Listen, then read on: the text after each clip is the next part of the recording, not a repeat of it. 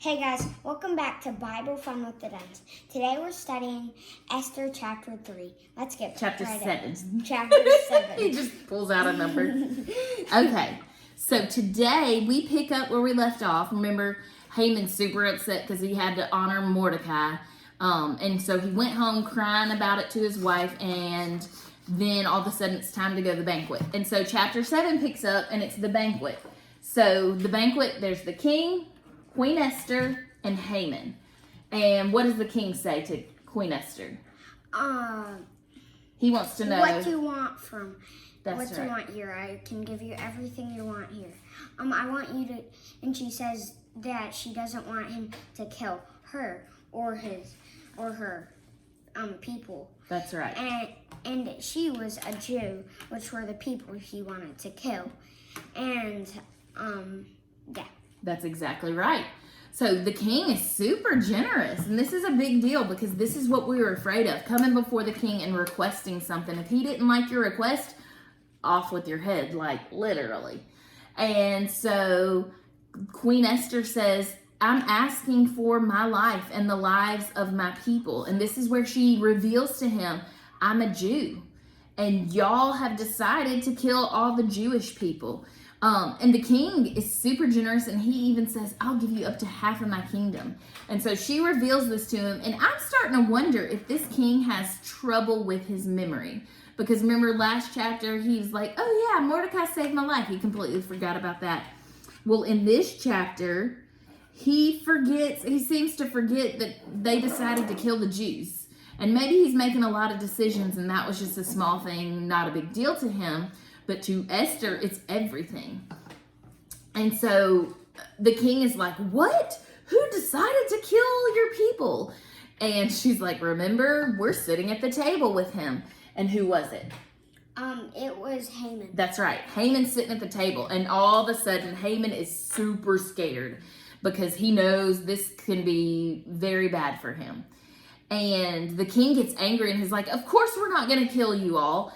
This is ridiculous. And he gets so mad. He gets up and he's walking around in the garden, and Haman is begging Esther and saying, please don't have me killed. And the king walks in, and he doesn't even like that he's near his wife. And the king says, take him away and hang him. And so that's what happens. So there are a lot of things that we could focus on in this chapter. When you live a life of, wanting bad for others and sowing bad for others and hoping for bad for others and even planning, the way that Haman was put to death was the very way that he was planning to have Mordecai put to death. That's not a good way to live, is what the takeaway will be for that section. That is not a good way to live. He obviously wasn't happy with how he lived. He was trying to have control that he didn't really have. But the thing I really want to focus on from this chapter is that Esther trusted in the Lord.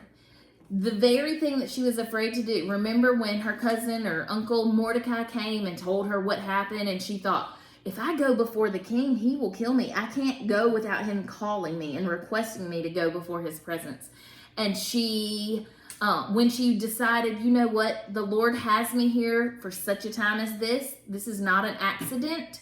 When she decided that, she got all her people to pray for the Lord to go before her. And in these past couple of chapters, we see that's exactly what's happening. The Lord has gone before her. She was able to go before the king. She was able to have that first banquet with him. And now she's having the second banquet, and she is giving the king her request. And what she has asked for is working out. We don't know exactly how it's going to work out until the future chapters. But the fact that she has the king's favor for him to listen to her and to pay attention to her, that's a big deal. And so my takeaway from this chapter is sometimes doing what God wants us to do is the hard thing. And I think sometimes we get confused in Christian culture. I grew up hearing the phrase, oh, I'm just going to pray for an open door. I'm praying for God to open that door, as if following the Lord is the easy thing to do. But we know that we live in God's kingdom. We live according to his word. And you want to go get that for me? Don't. Orville. Oh, yeah, be careful. Sorry. We live in God's kingdom, and we call that the upside down kingdom because it's so different from, okay, just come sit by me. Because it's so different from God's kingdom. And so it will not always be the easy way. In fact, in my own life, I have found that following God often is the hard way.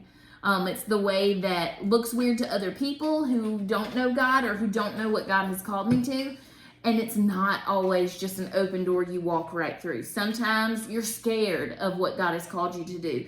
Sometimes you don't feel prepared or equipped to do what God has called you to do. But if you know God has called you to do it, he is the same God that does it with you. He doesn't leave you to do it alone. And that's a life lesson we have been talking about for weeks in our home.